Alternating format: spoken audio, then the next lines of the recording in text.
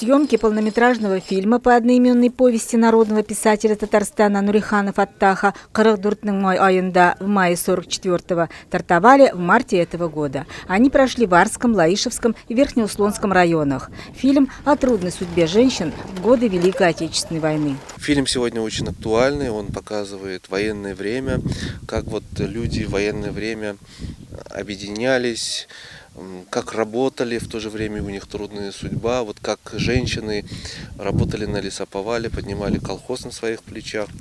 Главную роль исполняет актриса Тинчуринского театра Резида Саляхова. В этом эпизоде она встречает на поле в разгар сенокоса солдата, вернувшегося с войны. Вообще съемки фильма – это в принципе ответственный процесс, а когда снимается совсем другое время, военное время, ответственность удваивается, конечно же, и актерская ответственность, и художественная, потому что нужно и костюмы подобрать, и декорации. С костюмами и многим другим им помог директор Дома культуры села Чита. Он также занят в съемках фильма.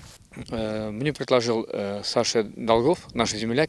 Сначала он меня попросил, у меня же музей частный, инвентарь, одежды во время войны, а потом весной, летом сейчас попросил найти лошадку, телегу.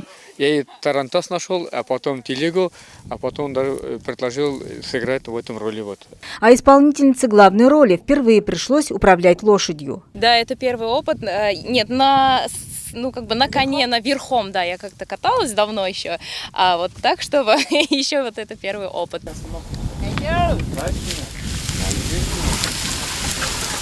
Съемки проходили в районе 2 дня. Режиссер рассказал, что ему понравились некоторые старые дома в селах Чита и Колкомерка для декорации будущего фильма. Поэтому завершающие съемки также пройдут в нашем районе. Премьера фильма должна состояться в марте будущего года.